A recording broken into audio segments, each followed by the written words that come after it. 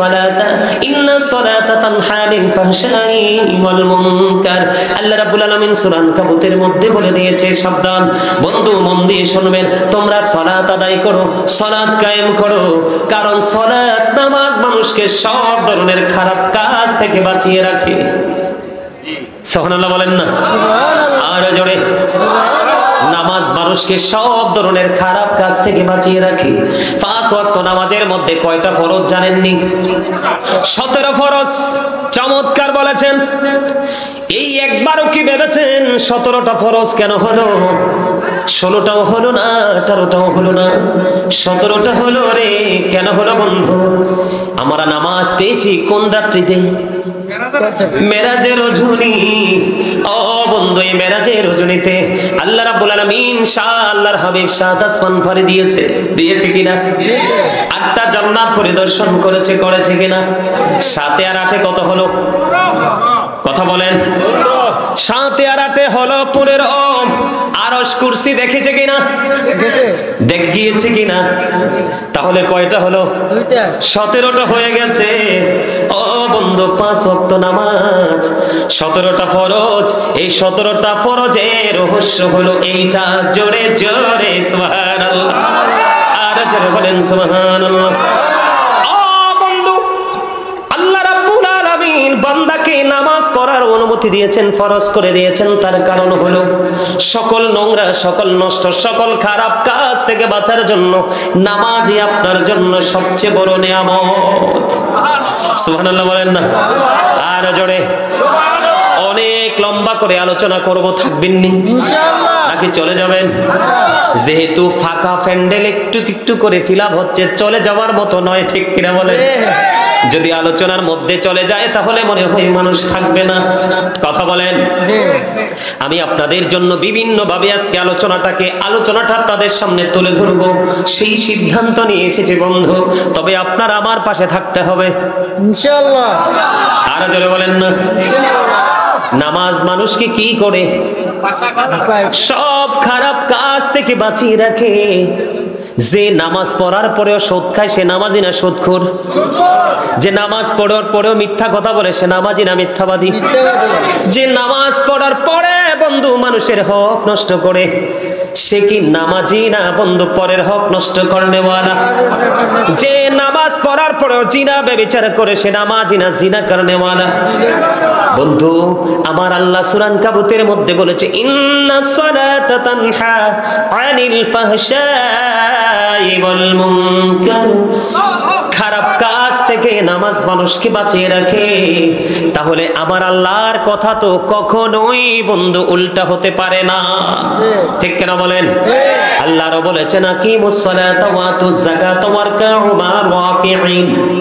আল্লাহ রাব্বুল আলামিন বলেছে তোমরা নামাজ আদায় করো, যারা ধনী তোমরা যাকাত আদায় করো, যাকাত দাও, এবং রুকুকারীদের সঙ্গে তোমরা রুকু করো।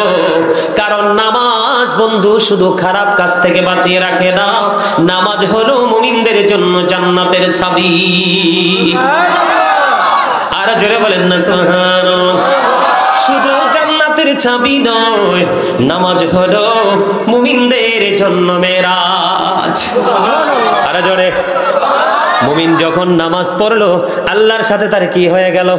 দিদার হয়ে গেল, সম্পর্ক হয়ে গেল। এত মজার নামাজ তো ছাড়া যায় না। যায়নি? আস্তে আস্তে শীত আসতেছে কিনা?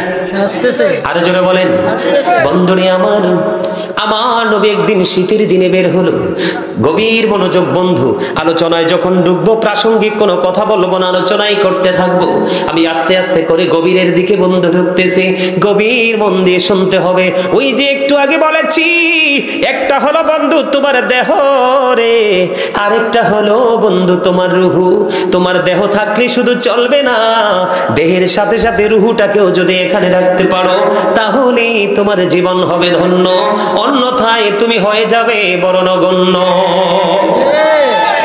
এবার আমার নবী কি করলেন? শীতের দিনে যখন বের হলেন হঠাৎ করে নবীজি চেয়ে দেখলেন শীতের দিনে কিন্তু গাছের পাতাগুলো শুষ্ক হয়ে ঝরে ঝরে পড়ে। বন্ধু আমার নবীজি দেখলেন, দেখার পরে নবীজি ডালা ধরলেন। গাছের ডালা যখন ধরলো, ধরার পরে বন্ধু এবার আবু জরকে একটা ডাক দিলেন, রে আবু জর। আবু জর উত্তর দিলেন, লাব্বাইকা ইয়া রাসূলুল্লাহ, আমি হাজির। ইয়া রাসূলুল্লাহ, ইয়া হাবিবাল্লাহ, নবী গো আমি হাজির ইয়া রাসূলুল্লাহ। আমার নবীজি একটা ডাক দিয়ে বললেন, রে আবু জর, ওই গাছের দিকে চেয়ে দেখো না, শীতের কারণে গাছের পাতাগুলো কেমনে শুষ্ক হয়ে ঝরে ঝরে পড়ে। রে আবু জর, আল্লাহর প্রিয় বান্দাগুলো, আমি নবীর উম্মতগুলো যখন একমাত্র আল্লাহর সন্তুষ্টির আশায়, আল্লাহর দিদারের আশায়, আল্লাহর প্রিয় গোলামদের অন্তর্ভুক্ত হওয়ার লোভ নিয়ে যখন আল্লাহর কুদরতি কদমে নামাজের মাধ্যমে যখন সেজদা করে দিবে রে, ওই শীতের দিনের গাছের পাতার মতো তার আমলনামা থেকে সবগুলো গুনাহ ঝরে পড়ে যাবে। জোরে জোরে বলেন সুবহানাল্লাহ, সুবহানাল্লাহ, আলহামদুলিল্লাহ, লা ইলাহা ইল্লাল্লাহ, সুবহানাল্লাহ, আলহামদুলিল্লাহ, লা ইলাহা ইল্লাল্লাহ, লা ইলাহা ইল্লাল্লাহ, লা ইলাহা ইল্লাল্লাহ। আরশ কুরসি লৌহ কলম সৃষ্টি জাহান ওসিলা, আরশ কুরসি লৌহ কলম সৃষ্টি জাহান ওসিলা, নিজে আল্লাহ খুশি হইয়া নাম রাখলেন হাবিবুল্লাহ, সুবহানাল্লাহ, আলহামদুলিল্লাহ, লা ইলাহা ইল্লাল্লাহ, সুবহানাল্লাহ, আলহামদুলিল্লাহ, লা ইলাহা ইল্লাল্লাহ, লা ইলাহা ইল্লাল্লাহ। আমার নূরের ফুতুল জগৎ করলেন ও জালা, রোজ হাসরে করবেন তিনি উম্মতের ফায়সালা, সুবহানাল্লাহ, আলহামদুলিল্লাহ, লা ইলাহা ইল্লাল্লাহ, সুবহানাল্লাহ, আলহামদুলিল্লাহ, লা ইলাহা ইল্লাল্লাহ, লা ইলাহা ইল্লাল্লাহ, লা ইলাহা ইল্লাল্লাহ, লা ইলাহা ইল্লাল্লাহ, মুহাম্মাদুর রাসূলুল্লাহ সাল্লাল্লাহু আলাইহি ওয়াসাল্লাম। জোরে জোরে পড়ুন আলহামদুলিল্লাহ। বন্ধু, যেই নামাজ পড়ার কারণে ওই শীতের দিনে গাছের পাতার মতো, ও বন্ধু আপনারা দেখবেন গাছ এমন ভাবে শূন্য হয়, একটা পাতাও গাছে থাকে না। আমার নবী সরকারে মদিনা, আল্লাহর প্রিয় হাবিব হাবিবুল্লাহ, রাহমাতাল লিল আলামিন, শাফায়াতের কান্ডারি, ইমামুল মুরসালিন, নবী যেহেতু বলেছে, রে আবু জর, চাইয়া দেখো না, ওই শীতের দিনে যেমনি ভাবে গাছের পাতাগুলো ঝরে পড়ে যায়, ঠিক তেমনি ভাবে নামাজি বান্দার জীবনের গুনাহগুলো ঝরে পড়ে যাবে। এতে বোঝা যায় আমার নবী যেহেতু গাছের দিকে ইঙ্গিত করে বন্ধু এক্সাম্পল দিয়েছে, এতে বোঝা যায় বান্দার আমলনামায় একটা গুনাহ থাকবে না। জোরে জোরে বলেন সুবহানাল্লাহ। বন্ধু, তোমরা জানো না, ও কি গ্রামের মানুষ, আমার ভাই, আমার বাবারা, মা গো, ও আমার বোনেরা, সবাইকে আমি হৃদয় থেকে বলছি, হৃদয় খুলে শোনো। আমার নবীজি বলে দিয়েছেন, কারো বাড়ির আঙিনায় যদি একটা কূপ থাকে, একটা পুকুর থাকে, বা কোনো জলাশয় থাকে, সে যদি এই কূপের মধ্যে যদি সে দৈনিক 5 বার যদি গোসল করে, তার শরীরের মধ্যে কোনো ময়লা থাকবে না। সাহাবায়ে কেরাম ডেকে ডেকে বললেন, ইয়া রাসূলুল্লাহ, ইয়া হাবিবাল্লাহ, নবী গো, না না প্রাণের নবী গো, তার শরীরের মধ্যে কোনো নাপাকি থাকবে না, ময়লা থাকবে না। আমার নবী বলেছেন, তোমরা জেনে রাখো, আমার উম্মতগুলো, আল্লাহর প্রিয় বান্দাগুলো যখন দৈনিক 5 বার নামাজ পড়বে, ওই পুকুরে 5 বার গোসল করলে যেমন শরীরে কোনো ময়লা থাকে, এর মধ্যে কোনো দুর্গন্ধ থাকে না, আমার উম্মতগুলো যখন 5 ওয়াক্ত নামাজ যথা নিয়মে পড়বে রে, তখন তার আমলনামায় একটা গুনাহও থাকবে না। জোরে জোরে বলেন না সুবহানাল্লাহ। আমি আপনাদেরকে শুধু বোঝানোর জন্য বলছি বন্ধু, শুধুমাত্র আপনাদেরকে অ্যাক্টিভ করার জন্য বলছি, মানসিকতাটাকে পরিবর্তন করার জন্য, স্টাইলটাকে চেঞ্জ করার জন্য বলছি। আমি আমার মা বোনদেরকে বলবো, মা গো বিরক্ত হইও না, প্রতিদিন এই মাহফিলটা হবে না, আগামী বছর বেঁচে থাকলে আবার পাবো, নয়তো না। এই জন্য বলেছি বিরক্ত হইেন না, একটু হৃদয় খুলে শোনেন বন্ধু। ঈসা রুহুল্লাহর খবর তো জানেন, পৃথিবীর বুকে বাবা ছাড়া তিনি পৃথিবীর বুকে এসেছে বন্ধু। একদিন তিনি আঁকা বাঁকা মেঠোপথে হাঁটছে, হঠাৎ করে তিনি দেখতে পাইলেন বন্ধু, ধুলাবালির মধ্যে একটা পাখি তার নিজের শরীরটাকে ধুলাবালিতে দূষণ করে নিচ্ছে, আবার সেই পুকুরে গিয়ে গোসল করছে, নদীতে গিয়ে তিনি গোসল করছে। গোসল করার পরে তার ময়লা পরিষ্কার হয়ে যায়। ভিজা শরীরে ধুলাবালু বেশি লাগে না কম লাগে? আরো বেশি লাগে। এমনি করে করে তিনি ঈসা নবী দেখতে পেলেন 5 বার। কয়বার?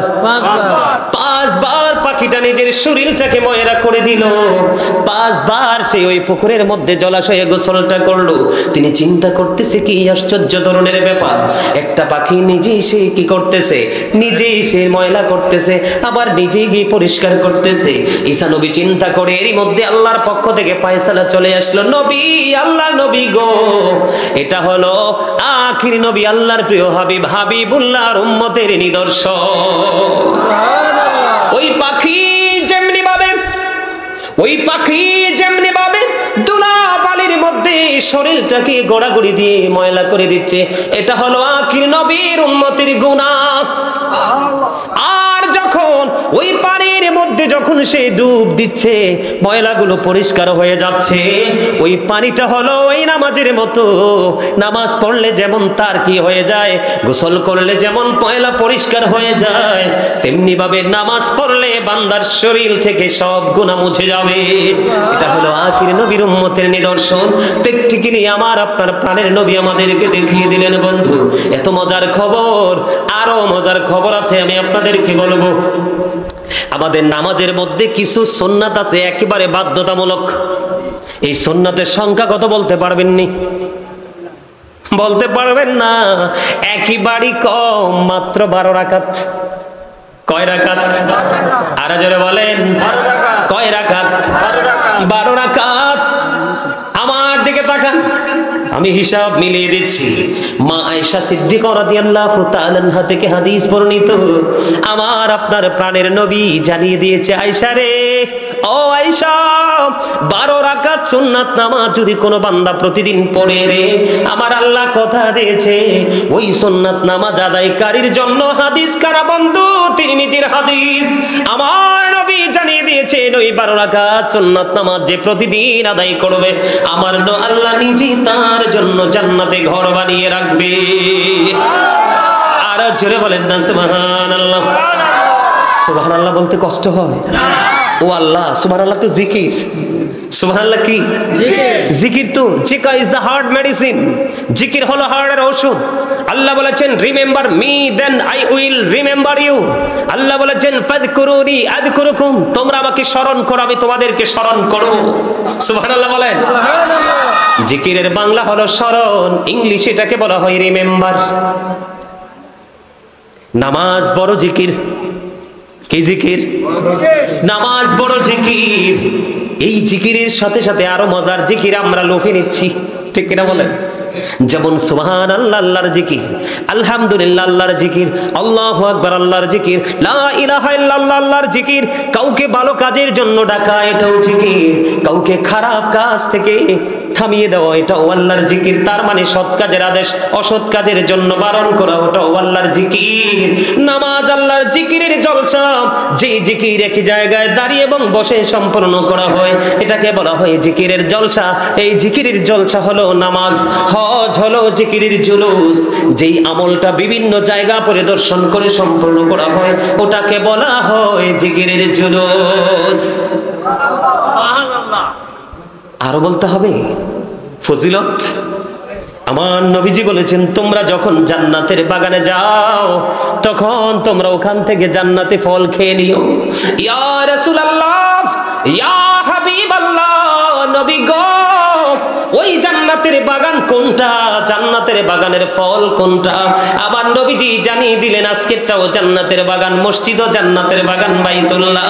যখন ওখানে যাও জান্নাতি ফল তোমরা খেয়ে নিও। ইয়া রাসূলুল্লাহ, জান্নাতি আপনারা আজকে সবাই জান্নাতি, শেষ পর্যন্ত বসে থাকবেন, আপনারা ফাইনাল জান্নাতি হিসাবে লিখিত হয়ে যাবে।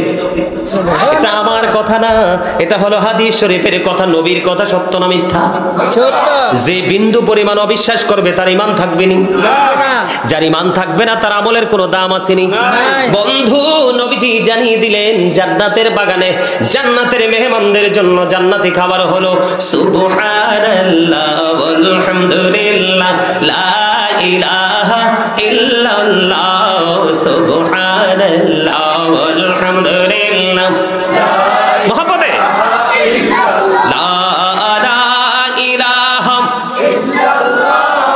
লা ইলাহা লা ইলাহা ইল্লাল্লাহ মুহাম্মাদুর রাসূলুল্লাহ সাল্লাল্লাহু আলাইহি ওয়াসাল্লাম। বন্ধু, মজার জায়গায় নিয়ে এসেছি। যেই সুন্নাত আপনার জন্য জান্নাতে ঘর বরাদ্দ হবে, ওই সুন্নাত সম্পর্কে জানার দরকার আছে না নাই? আমি আজকে বন্ধু নামাজের ফজিলত নিয়ে আরো আলোচনা করব, করার পরে আমি আপনাদেরকে আজকে সুন্নাত এবং নফল ইবাদতের মর্যাদা বোঝাবো। কারণ হলো দিন দিন মানুষ নামাজ পড়ে ঠিকই, কিন্তু কমার্শিয়াল নামাজ।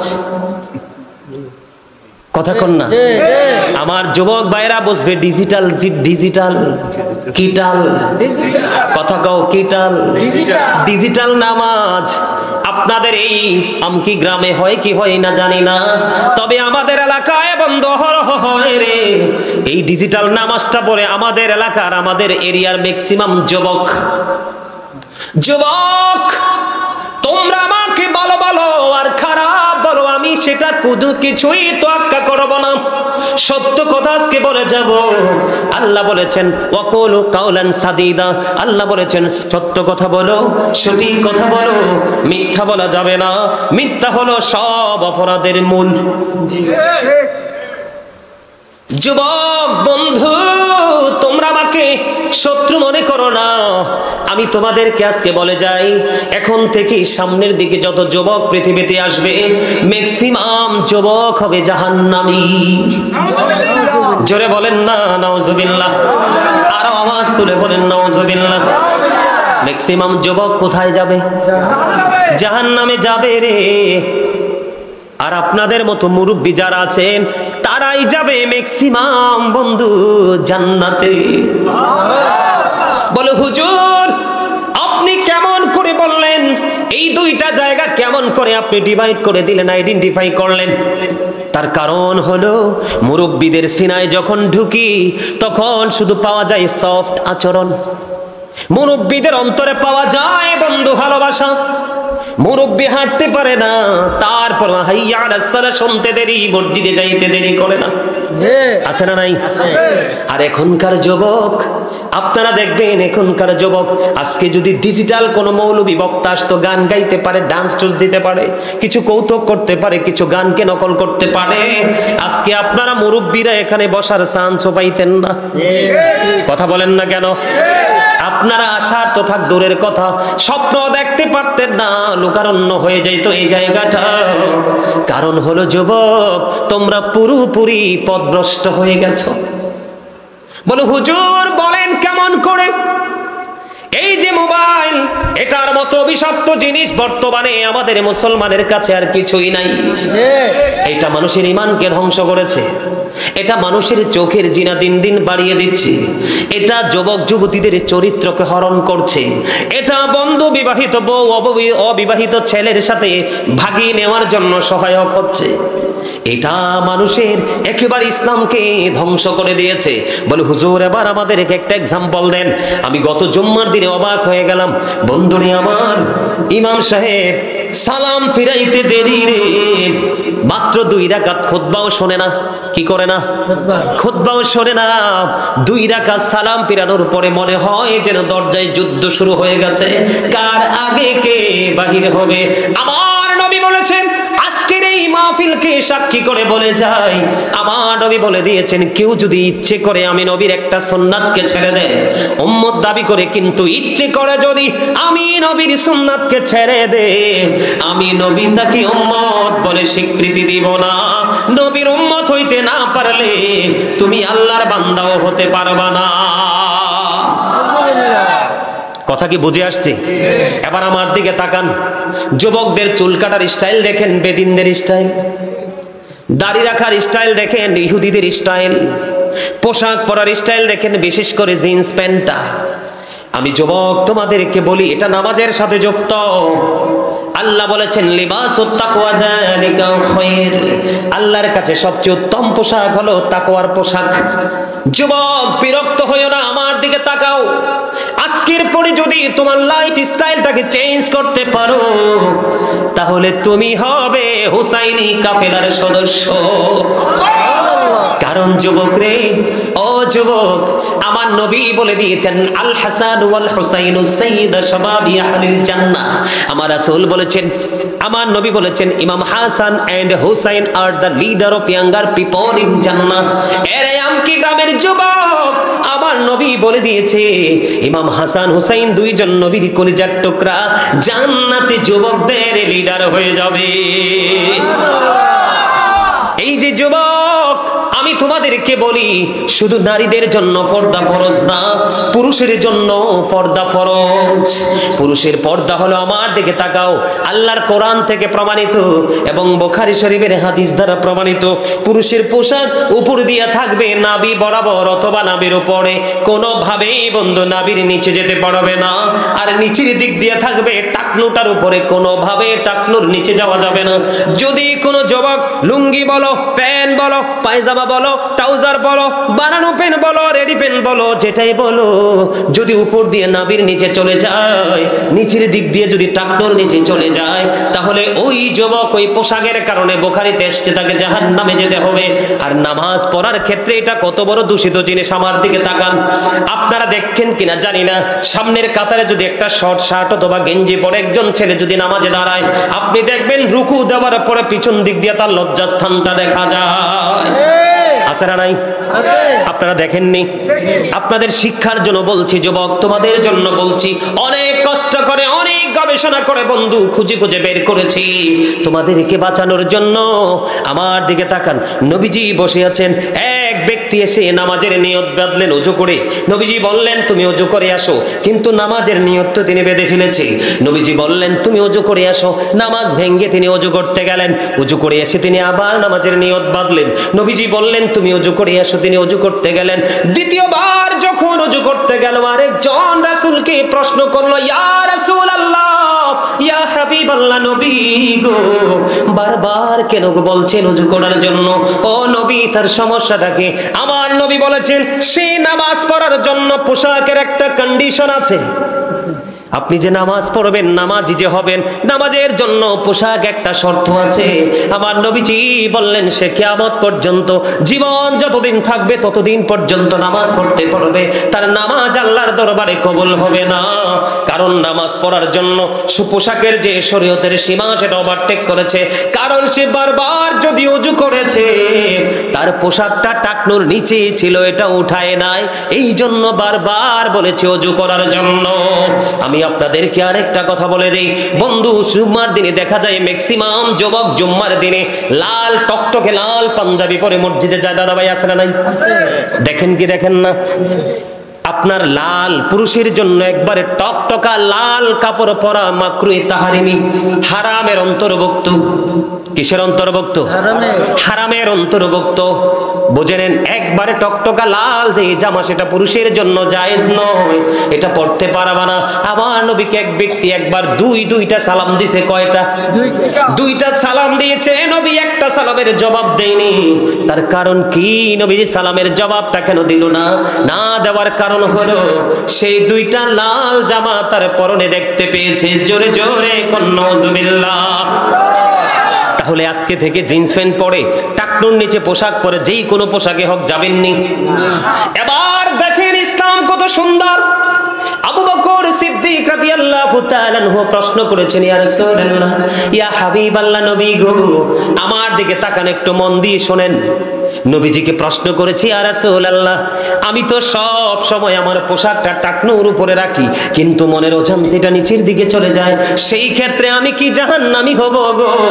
নবীজি জানিয়ে দিয়েছেন, না না না রে আবু বকর, একটা মানুষ সব সময় সেই টাকনুর উপরে রাখে পোশাকটা, মনের অজান্তে এটা যখন টাকনুর নিচে চলে গেল, সে তাৎক্ষণিকভাবে পোশাকটাকে উঠিয়ে ফেললো, আল্লাহ তাকে কোনো সাজা দিবে না।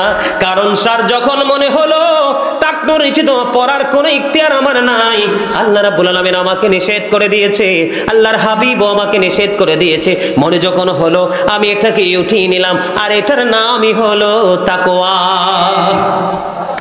কথা বলেন না জি? এটার নাম কি? তাকওয়া। এটার নামে তাকওয়া, ভয়, অনুশোচনা, অনুতপ্ত হওয়া। বন্ধু, এই সম্পর্কে আল্লাহ কোরআনে কি বলেছে শোনেন। আল্লাহ বলেছেন, আল্লাযীনা আমানু, যারা ঈমান এনেছে, ওয়া কানু ইয়াত্তাকুন, এবং তাকওয়া অবলম্বন করেছে, লাহুমুল বুশরা, তাদের জন্য সুসংবাদ, ফিল হায়াতিদ দুনিয়া, দুনিয়ার জীবনে, ওয়া ফিল আখিরা, এবং পরকালের জীবনে। বন্ধু আমার দিকে তাকান, ঈমান আনার পরে যখন আপনি ভয় করবেন, তাহলে আপনার জন্য নিয়ামত বরাদ্দ দুনিয়াতেও আখিরাতেও। সুবহানাল্লাহ বলেন। খবরটা খুব মজার কিনা? এগুলো কি আপনারা আগে জেনেছিলেন? কথা বলেন, এগুলো কি আগে জেনেছিলেন?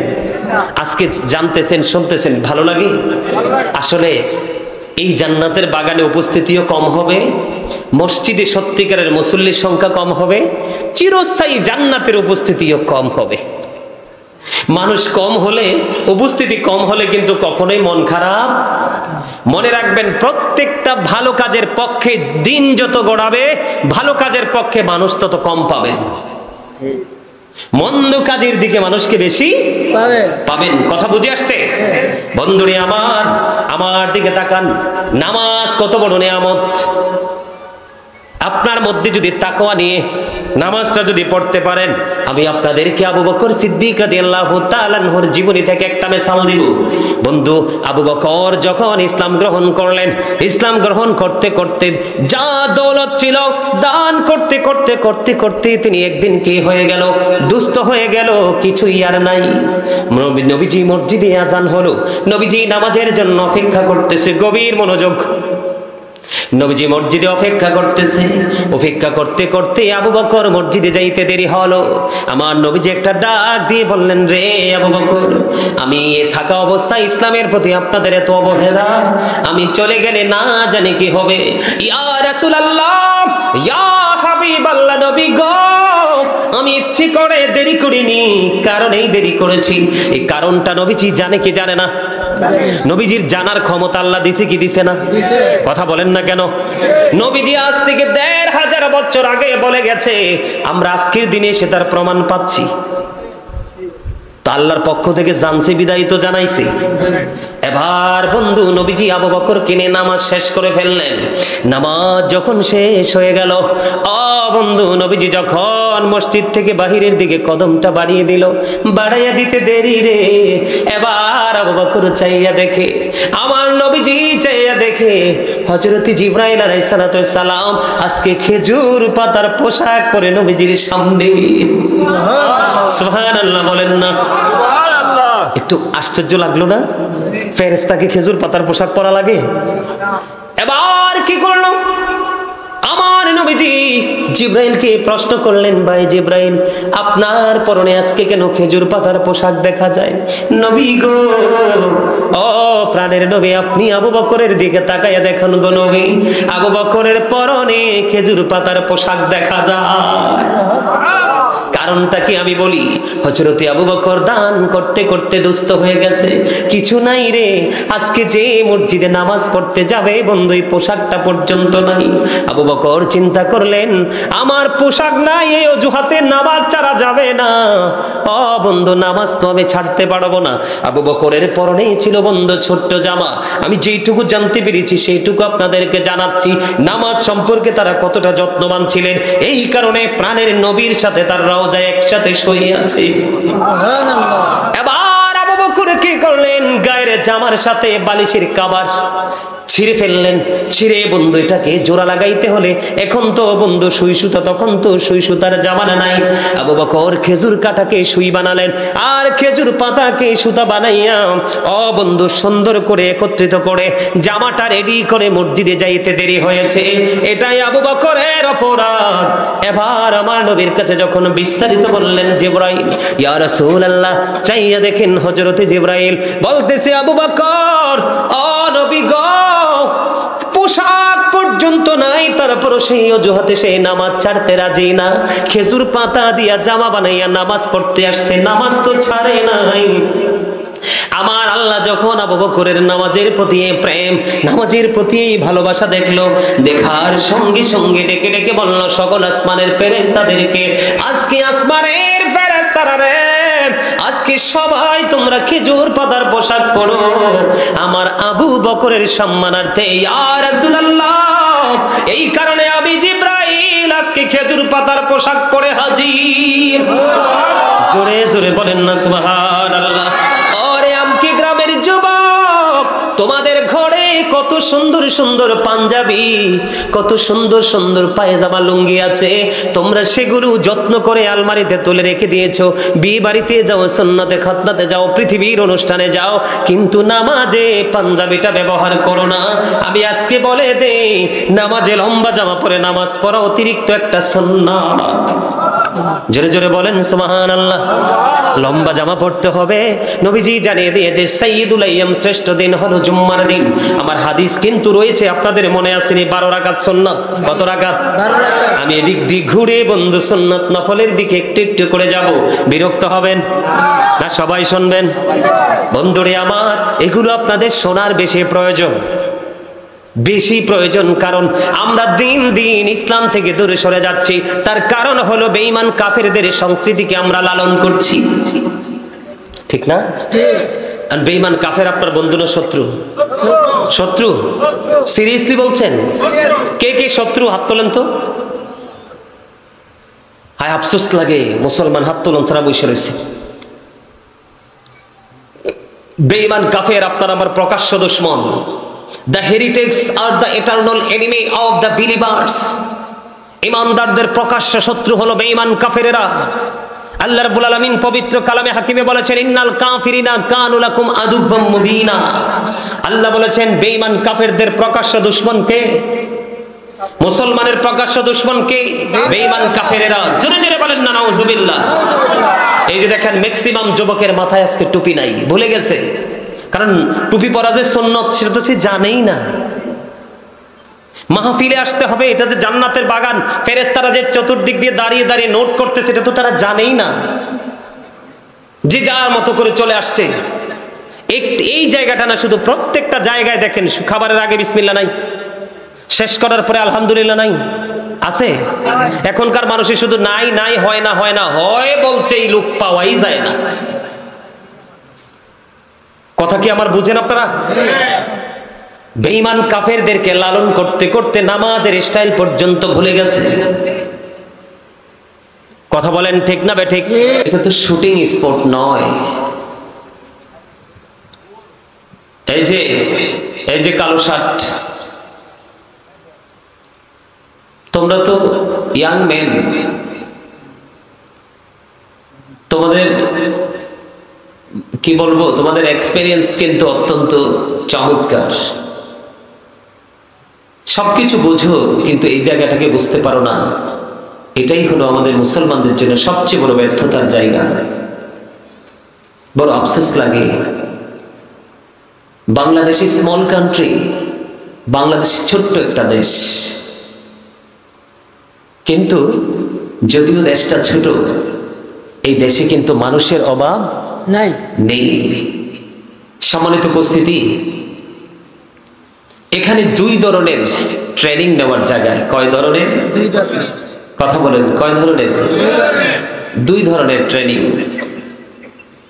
একটা হচ্ছে জাহান্নামকে বয়কট করার ট্রেনিং, আরেকটা হচ্ছে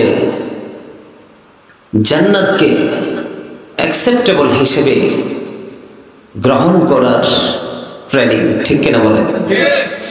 সম্মানিত উপস্থিতি, আপনারা বুঝতেই পারতেছেন না এই জায়গাটা কি। এটা কি আমকি স্কুলের মাঠ নাকি জান্নাতের বাগান? জান্নাতের বাগান। এখানে কিন্তু সবাই আসতে পারবে না। যারা আসতে পারবে তাদেরই নসিব, খুশ নসিব। যারা আসতে পারবে না তাদের নসিব বদনসিব। আমার কাছে আফসোস লেগেছে, আচ্ছা রাসূল কি শুধু আমার নাকি আপনাদেরও? রাসূলের দরকার কি হাসরে আছে না? রাসূল ছাড়া কি আপনার আমার মুক্তির কোনো রাস্তা আছে? কথা বলেন। আপনার বিরুদ্ধে প্রত্যেক দিন প্রত্যেকটা মুহূর্তে আপনার বিরুদ্ধে মামলা হচ্ছে। কি হচ্ছে? ট্রাইব্যুনাল গঠন হচ্ছে। আর মামলা লড়বে কে? রাসূল। মাই ডিয়ার প্রফেট মুহাম্মদ রাসূলুল্লাহ সাল্লাল্লাহু আলাইহি ওয়াসাল্লাম।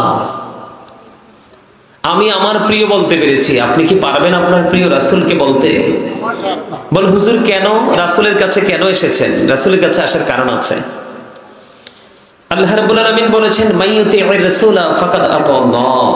আল্লাহ বলেছেন হি হু ওবিস দা অ্যাবস্টিল ওবিস আল্লাহ। যে ব্যক্তি রাসূলকে মানলো সে যেন আল্লাহকে মানলো, যে রাসূলের ইতায়াত করলো সে যেন আল্লাহর ইতায়াত করলো। কারণ সৃষ্টি জগতে আমরা যত সুন্দর সিস্টেম খুঁজে পেয়েছি সবগুলোই রাসূলের মাধ্যমে। সুবহানাল্লাহ বলবেন না? আরো জোরে সুবহানাল্লাহ। সম্মানিত উপস্থিতি, আমি আপনাদেরকে ছোট্ট করে একটা এক্সাম্পল দেই, তারপরেও যদি বুঝতে না পারেন তাহলে আমার আর কিছুই করার থাকবে না। সেটা হলো এই যে আমরা যারাই উপস্থিত হয়েছি আমরা সবাই কি মানুষ? কি মানুষ, তাই না? জি। আর আল্লাহর কোরআনের ভাষায় যদি বলি, কখনো নাস আবার কখনো ইনসান।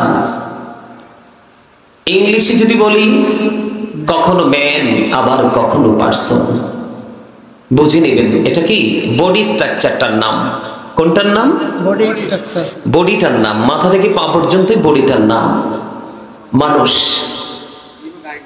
এই মানুষটাকে যে মানুষটা পরিচালনা করছে ওই মানুষটা একেবারেই, যদিও আপনার আমার মাঝে আছে, এটা একেবারেই আপনার আমার দরজোয়ার বাহিরে। এই মানুষটার নাম আল্লাহর কোরআনের ভাষায় বলা হয় রূহ, ইংলিশে এটাকে বলা হয় সোল, বাংলা ভাষায় এটাকে বলা হয় আত্মা। আল্লাহ বলেছেন say the soul is the word of my lord qawlir ruhu min amri rabbi, first tense, present tense, future tense, অতীত বর্তমান ভবিষ্যৎ। আমরা কিন্তু এখন বর্তমানে আছি, তাই না? তারপরের যে স্টেপ সেটা হলো ফিউচার। আপনি কি আপনার ফিউচারকে ব্রাইটনেস করতে চান, আলোকিত করতে চান? ওমা বুঝেন না? আপনি কি আপনার কবরকে নূরানি চান, জান্নাত চান না জাহান্নাম চান? জান্নাত। আরে জোরে জান্নাত। কে কে কবরকে জান্নাত হিসেবে দেখতে চান? হাত তুলেন তো। আল্লাহু আকবার। হাত নামান। আপনাদের সকলের চিন্তা খুবই চমৎকার। এই হাত তোলার মধ্যে আপনাদের থেকে একটা জিনিস আমি বের করতে পেরেছি, আপনি অত্যন্ত কুইকলি হাতটা উঠিয়েছেন, খুব দ্রুত উঠিয়েছেন। তার মানে প্রত্যাশাটা অনেক বড়, তাই না? জি। আমার কথা বুঝেন আপনারা? জি জি। প্রত্যাশাটা আমাদের অনেক বড়। এই বড় প্রত্যাশাটাকে আরো বেশি বড় করতে হবে, তাহলেই কিন্তু আপনার আমার জন্য বড় নিয়ামত বরাদ্দ হবে। যেই কথাটা আমি বলতে চেয়েছি অত্যন্ত গুরুত্বপূর্ণ একটা বিষয়, সম্মানিত উপস্থিতি বুঝে নেবেন। তাহলে আপনি প্রত্যেকে কি ডাবল, কেউ কিন্তু সিঙ্গেল নই। একটা হলো দেহ আর একটা হলো রূহ, একটা হলো ভিতর আর একটা হলো বাহির।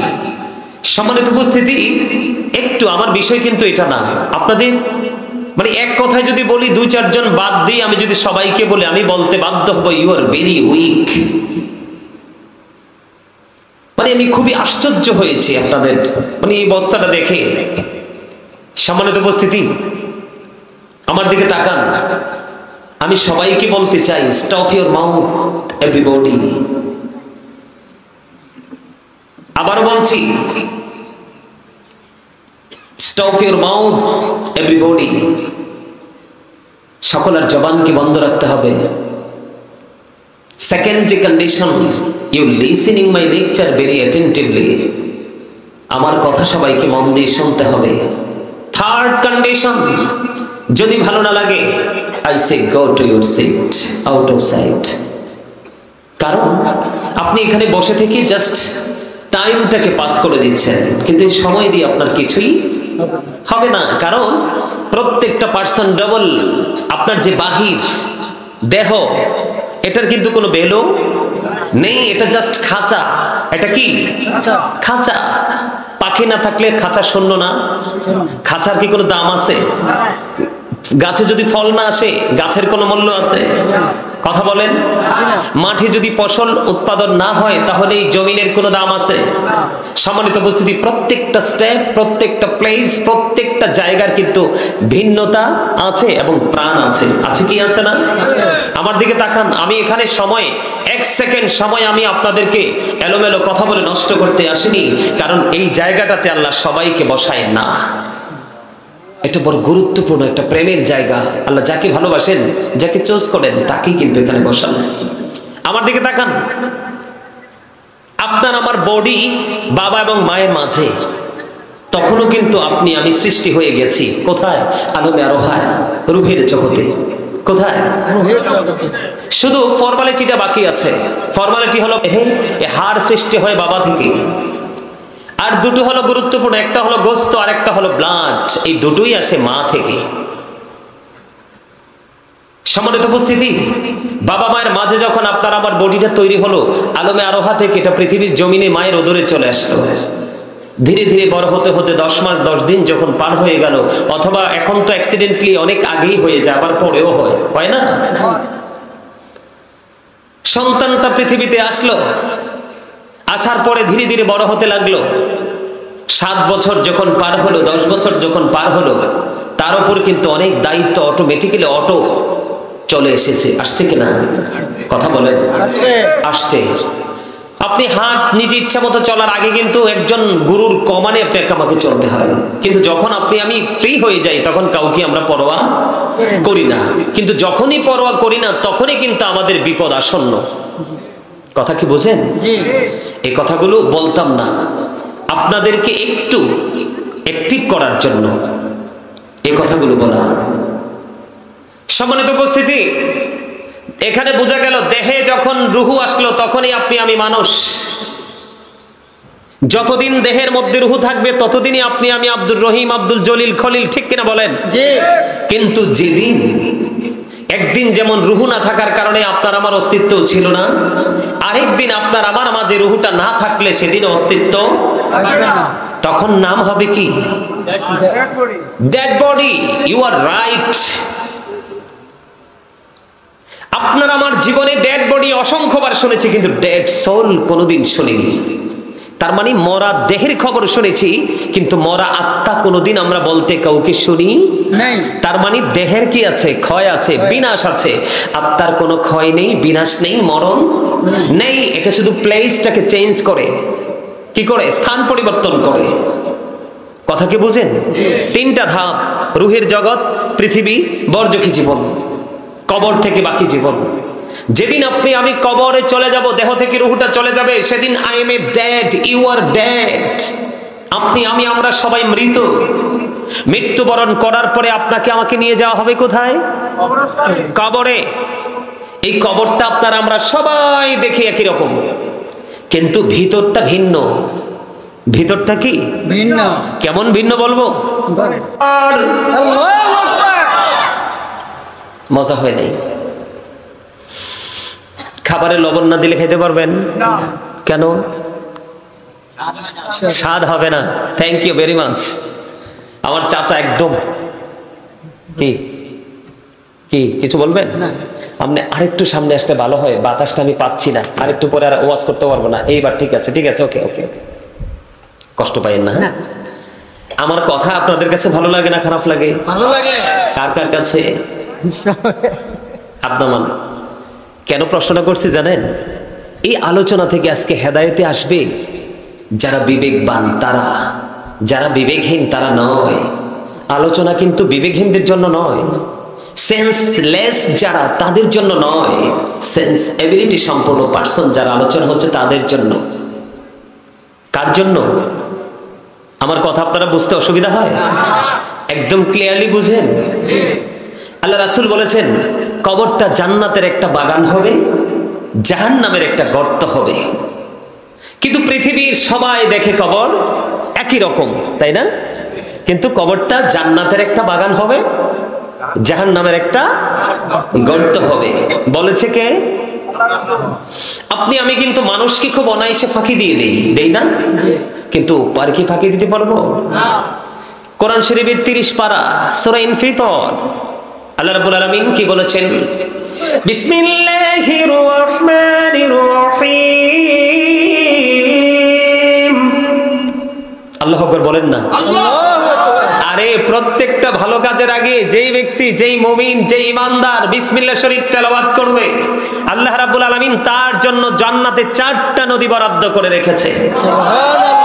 প্রত্যেকটা ভালো কাজের আগে যেই ব্যক্তি বিসমিল্লাহ শরীফ সহি শুদ্ধভাবে তেলাওয়াত করবে, বলবে, তার জন্য কয়টা নদী? 4টা নদী জান্নাতে বরাদ্দ করে রাখা হয়েছে। একটা হলো মধুর নদী, একটা হলো দুধের নদী, একটা হলো পানির নদী, একটা হলো শরবতের নদী। আপনি কোনটা খাবেন? যেটা ইচ্ছে সেটাই খাবেন, ইচ্ছে মতো খাবেন, প্রস্রাব হবে না, ঢেক আসবে আর চলে যাবে। সুবহানাল্লাহ, সুবহানাল্লাহ বলেন না? তো সেই বিসমিল্লাহটা পড়লাম, আপনার আল্লাহু আকবারটা ভালো করে বলতে পারলেন না। বিসমিল্লাহির রহমানির রহিম।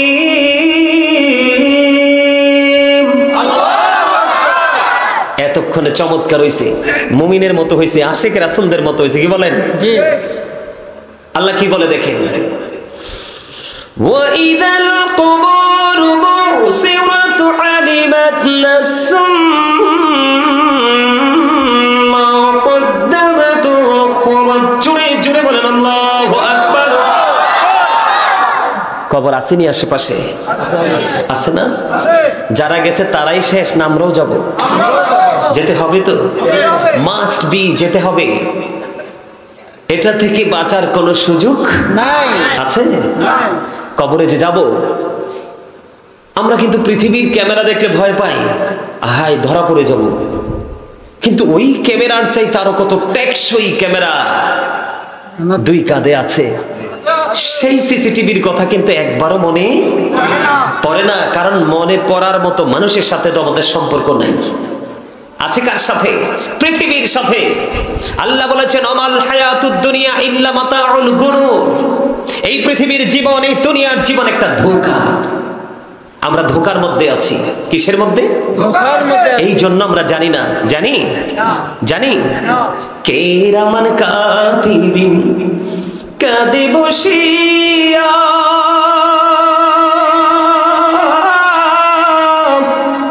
সকল কর্ম লিখিতেছে হুকুমনিয়া, আল্লাহর হুকুমনিয়া। 40 কদম হাঁটিয়া আসবে রে সজন, মুনকার নাকির হাজির হইবে রে তখন। ঘুমটা খুলিয়া সোয়াল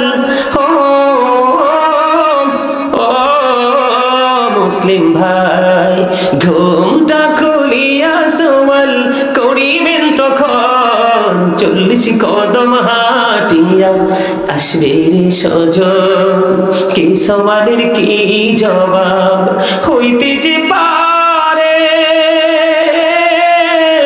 সময় থাকিতে জানিও তারে, অমর জানিও তারে। ঠিক কিনা বলেন? কথা কি বাস্তব? এটা আসবে আমাদের জীবনে। যেহেতু আমাদের এই জীবনে পা রাখতে হবে, তো এই জীবনের জন্য প্রস্তুতি নিতে হবে না? অবশ্যই হতে হবে। আর সেই জীবনের জন্য প্রস্তুতি হলো সর্বোচ্চ সতর্কতা। আল্লাহ রাব্বুল আলামিন পবিত্র কালামে হাকিম সূরা ইনফিতরের মধ্যে 30 পারায় বলে দিয়েছেন, কবর যখন ওপেন হয়ে যাবে রে, ও বন্ধু হৃদয় খুলে শোনো, হৃদয়ের জানালা খুলে তোমরা সবাই শোনো। বন্ধু, কবর যখন ওপেন হয়ে যাবে রে, আমরা সবাই প্রত্যেকে কে কি করেছি আর কি করিনি সব কিছু আমাদের সামনে প্র্যাকটিক্যালি থাকবে, বাঁচার কোনো উপায় না। আছে কথা বলেন, আছে? আপনার আমার চোখের সামনে থাকবে কে কি করেছি আর কি করেনি, প্র্যাকটিক্যালি আমরা সবকিছু একবারে কি করতে পারবো, দেখতে পারবো, জানতে পারবো।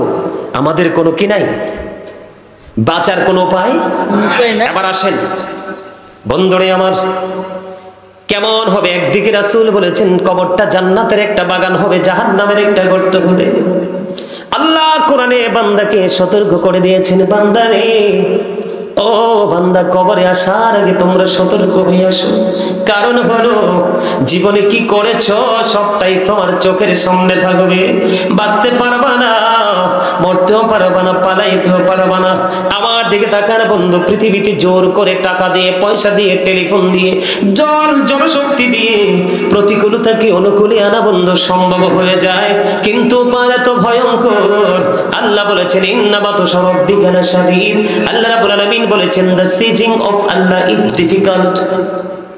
আল্লাহর ধরা, আল্লাহর পাকড়াও বড় শক্ত, বড় কঠিন। আল্লাহ রাব্বুল আলামিন বলেছেন ইন্নাল্লাহা সারিউল হিসাব, আল্লাহ is quick to take account. আল্লাহ হিসাব গ্রহণে অত্যন্ত তৎপর। বান্দাকে শক্ত করে ধরবে, তারপরে বান্দার কাছে হিসাব চাইবে। আল্লাহ রাব্বুল আলামিন হিসাব চাইবে, যদি হিসাব দিতে পারো তাহলে বন্ধু মুক্তি পেয়ে যাবে, আর হিসাব দিতে না পারলে উপায় খুঁজে পাবা না। রে আমকি গ্রামের মানুষ, হৃদয় খুলে শোনো গো, আল্লাহ বলেছে বান্দারে সাবধান হয়ে আসো। লা ইয়ামুতু, এই পৃথিবীর বুকে তুমি মরতে পারো, লা ইয়ামুতু, মরার সুযোগ আছে। আল্লাহ বলেছেন লা ইয়ামুতু, people will not die that day, সেদিন মানুষ মরতে পারবে না। আল্লাহ বলেছেন ফিহা ওয়ালা ইয়াহইয়া, people will not be able to live that day, সেদিন মানুষ বাঁচতেও পারবে না। আল্লাহ বলেছেন ওমা হুমান হাদি গাইবিন, people will not be able to escape that day, সেদিন মানুষ সেখান থেকে বাঁচতেও পারবে না, বাঁচতেও পারবে না, মরতেও পারবে না, ওখান থেকে বন্ধু পালাইতেও পারবে না। বন্ধু কেমন করে ঘুমাও রে, কেমন করে দুই চোখের পাতা এক হয়ে যায়। বাঁশবাগানে আশেপাশে কত কবর বন্ধু পড়ে আছে, আপন স্বজন কোনোদিনও কবরের খবর নিতে যায় না। এখন তো জিয়ারত পর্যন্ত বন্ধ হয়ে যাচ্ছে, ঠিক কিনা বলেন? আরো জোরে বলেন। বন্ধু আমি আপনাদেরকে বলে দিতে চাই, ও বন্ধু ঘরে বসে থেকো না, ওই জান্নাতের বাগানে চলে আসো। কারণ যেই কোনো মুহূর্তেই তুমি কবরে ছেড়ে যেতে পারো। কবরে যখন যাবে রে, ওই কবরে যাওয়ার পরে পৃথিবীর কোনো মানুষ তোমার আপন হবে না, একমাত্র আপন হবে তোমার জীবনের প্রত্যেকটা ভালো কাজ। এখন আমি আপনাদেরকে বলি বন্ধু, আল্লাহ যে হিসাব নেবে, সর্বপ্রথম যে জিনিসটার হিসাব চাইবে সেটা হলো বন্ধু নামাজ। আউয়ালু মা ইউহাসাবু বিহিল আবদু ইয়াউমাল কিয়ামাতিস সালাহ। আল্লাহ রাব্বুল আলামিন সর্বপ্রথম বান্দার কাছে নামাজের হিসাব চাইবে। যেই ব্যক্তি হিসাবটা সঠিকভাবে দিতে পারবে, বাকি হিসাব দেওয়া তার জন্য কি হয়ে যাবে, সহজ হয়ে যাবে। আর যদি দিতে না পারে, প্রত্যেকটা স্টেপ তার জন্য বড় ভয়ঙ্কর হয়ে যাবে।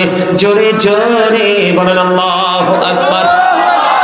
এখন আমাদের সমাজে সুদ আসেনি, ঘুষ আসেনি, মিথ্যা কথা আসেনি, চা খেয়ে বিচার উল্টা করা আসেনি, সিগারেট খেয়ে মিথ্যা সাক্ষী দেওয়া আসেনি। বন্ধু ইমাম সাহেব যখন সত্য কথা বলে, খতিব সাহেব যখন মসজিদের মিম্বারে দাঁড়িয়ে সত্য কথাটা তুলে ধরে, মসজিদ থেকে ইমাম সাহেবকে চাকরিচ্যুত করে আসেনি। সমাজের মধ্যে হক কথা বলার করে 10 জনের মধ্যে 2 জন ইমাম সাহেবকে হাদিয়াও দেয় না, খাওয়ায়ও না, আসেনি। সবগুলো সমস্যা একটা মাত্র কারণ বন্ধু, সেই কারণ হলো ও বন্ধু